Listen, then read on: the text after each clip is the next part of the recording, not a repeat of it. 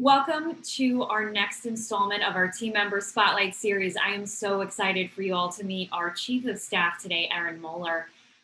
Truly, we would not be able to do what we do. The ship would not be sailing so comfortably without Erin. And Erin, I don't know how you do manage all of our calendars, manage all of our administrative work, keep us all in line. I want you to tell us about your career, how you got to Journey, and I'm also going to ask you during this discussion to give some best practices and tips to other people who may be in administrative or chief of staff roles, because you are truly a leader in your field. So let's start with an easy question. How did you get to Journey? And I hope this is the best place you've ever worked and the best job you've ever been in. But how did you get to us? Awesome. Well, thank you so much, Penny. Well, it's an interesting journey that I've been on so far to get to Journey. And I started in the financial services industry in around 2009. I had just graduated with my master's to teach grades 7 through 12 English with my initial certification to teach, and moved down to just outside of Manhattan. And unfortunately, it was just a really bad time for the economy in 2008. So lowered my standards a little bit, ended up not being a teacher right away, and was a clerk at TD Ameritrade on the fixed income trading desk. And it was just a temporary position, but I really liked the culture and the company at the time and the people that were working with me on the fixed income desk. So I ended up looking internally and found a job at TD Ameritrade and was a sales specialist at the time, doing a lot of admin support, and eventually just worked my way up in the company, and the rest is history. I've been there, was there for over 11 years. And in my last role, I supported the CEO and worked with the board of directors and just really enjoyed working with the senior leadership and the other chiefs of staff. Just really enjoyed my time there, but unfortunately, due to the Schwab acquisition, just didn't land a position there. So ended up networking a lot and found Penny and Journey through Females in Finance, and just extremely grateful for those folks and Cheryl Hickerson especially, and some of those other wonderful people who run that organization, because it's just so valuable in connecting various people in the industry. So that's how I ended up meeting Penny, which is really funny because we joke about how we've actually never physically met yet in person. So looking forward to that as well. But just really excited to have met Penny, and super excited about Journey and working for a smaller firm. It's awesome.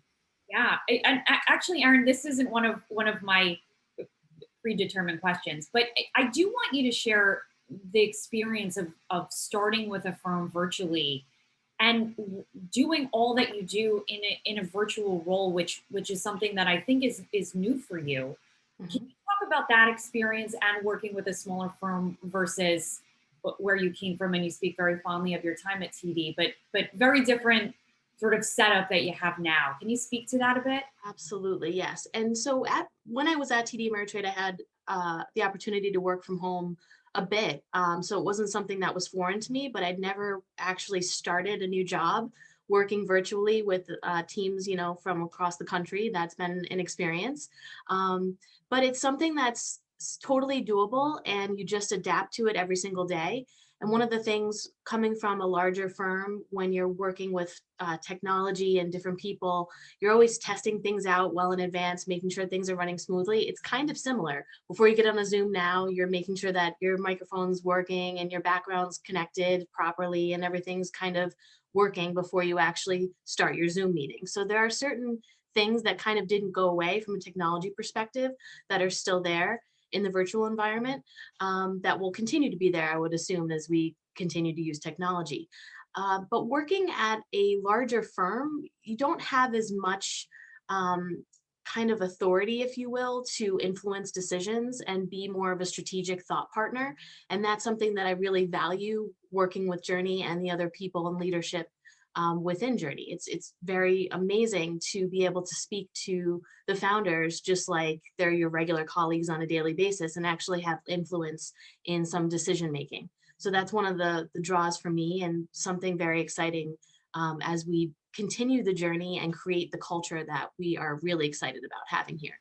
Yeah, two things, and I want to touch on that piece about empowering you, because two things we noticed really early on. First of all, your positive outlook. We've had amazing days, and we've had some, maybe not so amazing days as we try to build this business. But your positive outlook, your ability to channel positivity has had a great influence on the entire team. So I want you to talk about how you manage to keep such a cool head and think critically during stressful times. That's such a powerful skill of yours. Is that something you picked up over your career, or have you always been like that? I would say I've always been pretty much intrinsically positive, and to sometimes people find that annoying, but it's just how I am. And even on the phone, if I'm having a bad day, I'm always going to have a smile on my face, just because it is something that is so contagious. And that's probably why I focus on that so much, just because if I'm positive and having a positive time, there are other people that'll probably kind of pick up on that and at least maybe smile a little bit. Maybe they'll get annoyed, but I think it's important to kind of just always have that positive mindset. I start my day off a certain way every single day. I do affirmations, etc., just to get myself in that state of mind and try and stay there all day. Yeah, and that's rubbed off on everybody, by the way. I don't know if everybody's doing affirmations, but the positive Right. has rubbed off on everybody.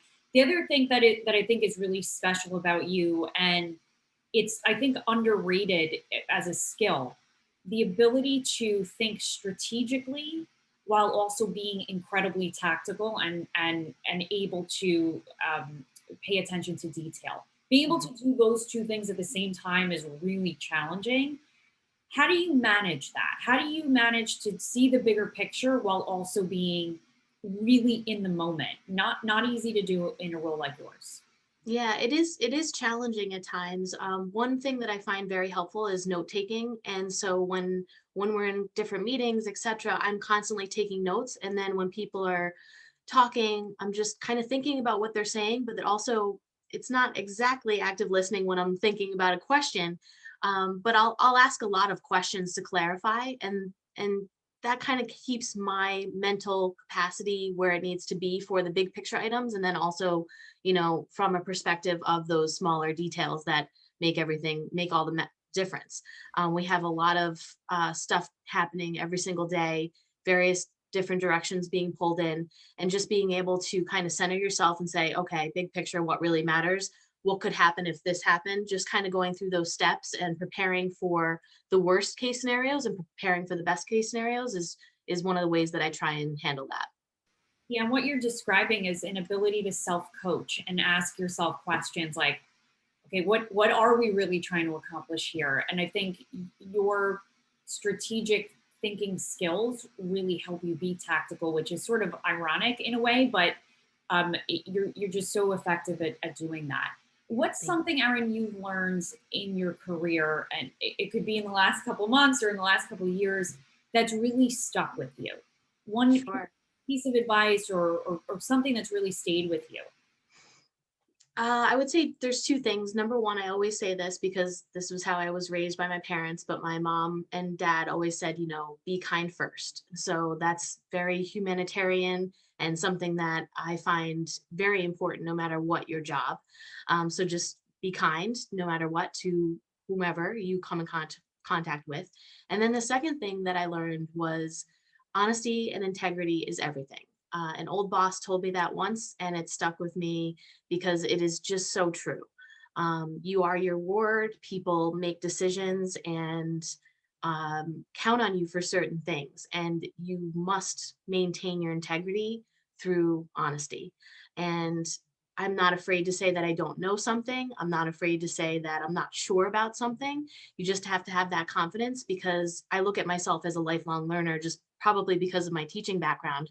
But I just really think that's important. If I don't know something, I will find out and I will let you know that. But I just honesty and integrity, it's really a core staple, and I think it's a value that every good company should have. Yeah, and that idea of not of having confidence, because I think you do have this sort of quiet confidence where you can say, I'm not sure, I'm going to find out, although I've never heard you say that. You always know answers to everything. But You can say that and not feel like you're going to be judged for it, or people are going to be upset about it, and you give off that confidence and it makes everybody feel confident in you. What's a piece of advice you would give to other people in admin roles right now that perhaps are struggling or want to step into a chief of staff role and are maybe working remotely like you are? Sure. I would say one thing that's really important if you are an admin and you're possibly struggling, is to actually question yourself. Do you want to be an admin? Is what you're doing the role that you are feeling intrinsically rewarded in? Are you really enjoying your job? What about the job do you like? What about the job do you not like? And I also find it very valuable to take like a self-assessment and find, what are your strengths and what do the certain things that you care about, are you actually doing those in your job? Another thing, if you're struggling as an admin, I mean, struggling could be a variety of different things. Maybe it's organizationally. I would I would say maybe go back to the basics. Use a notebook. Write down things inside of a notebook. Use a highlighter in green to cross it out. If it's complete, use something in orange to mark that you need to go back to it if it's been sitting there for a little while. But you've got that notebook, so you're not throwing anything away that you might have written on, printed out, etc. From an organizational standpoint, that's super important. Um, I would also say that if you're looking to advance your career as an EA, whether you want to level up and support someone at a higher level, or if you by chance want to become a chief of staff, network with other people in those roles. Oftentimes, as senior executive assistants, we end up working directly with chiefs of staff, and that's pretty incredible. That's been my situation at TD Ameritrade before this role. I had an opportunity to work with a bunch of chiefs of staffs. So it's been fantastic to work closely with those people, ask them questions, see what they're doing, see how they interact with senior management. And sometimes you can even shadow those people to get that experience to see if it's something that you do want to go into. Yeah, the networking piece is really important. That's how we met, and what we want to create at Journey, and we've talked about this, is a community really Right. where it doesn't matter if you're not part of our organization, but if you can learn something from any one of our team members, we make the industry better. What do you believe to be the most important skill or quality for somebody working, or strength for somebody working in a role like I yours? would say it's communication. I really think that being a good communicator and knowing how to communicate things is just integral to this position. And that also leads into the fact that if you are communicating effectively, you're giving people time back during the day, which is something that we always want more of, right? And like that's one of the jobs that I have as chief of staff is to make sure that we're using effective use of time. So that's super important. And I also think it's really important to continue to have those open communications discussions with leaders and other colleagues from an outward mindset perspective as well, and understanding where each person is coming from and knowing each one of your team members to the best of your ability from an early stage helps everyone collaborate a lot more effectively. So that's super important. Yeah, no, I'm listening to your language, and there's such a strong, this is important for everybody listening, such a strong understanding of objectives, what you're trying to achieve. One of the things a chief of staff achieves for the organization is giving back time to the executives and saving people time. And I just notice that that's something you have top of mind every day. And I encourage people to think about objectives within their own role. Erin, leaving the professional stuff aside, you are a fascinating person and have a very interesting personal life. You have great hobbies. Tell us a little bit about you personally. I feel like we learn something new about you every day. Irish step dancing, master skier. Tell us about stuff you enjoy and about your personal life. Sure. I was born and raised in upstate New York. And for those who are familiar with New York, it's the real upstate, which means north of Albany. A lot of people like to say Westchester's upstate. It's not. So I grew up in just north of Albany in Latham. And as I mentioned before, I spent a little time after grad school living down in New York City, New Jersey region, and spent about 12 years there. And my husband, Chris, and our cat Beans. We just moved up north, further north, 2 hours north of Albany to Jay, New York. And that's about 8 miles away from Whiteface Mountain. So we get to enjoy our mountain lifestyle for the first time ever instead of spending 6 hours in the car each way, going back and forth each weekend. So that's one of our big passions is skiing. We both love to cook, really love going out to eat and enjoying all different types of cocktails and recipes, etc. So I'm a huge fan of sharing different food that I make with others. And we also just really like to explore. So a lot of adventuring comes out of kayaking or hiking. Before leaving the city, we definitely spent a lot of time exploring, going to different museums. I do miss the delivery aspect of living somewhere where you can just have anything delivered to you, but that's okay. Living up here is fine. Not having all that food at my fingertips is probably a good thing. But just, yeah, going to concerts, spending time with friends and family, just really looking forward to getting back to a little bit of a more normal lifestyle as the world begins to get a little safer.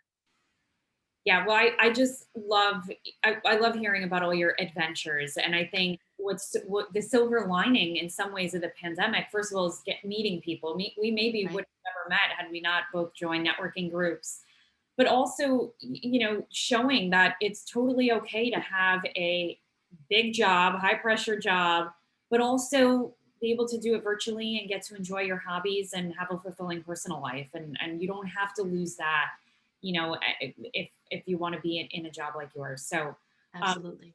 thank you so much, Erin.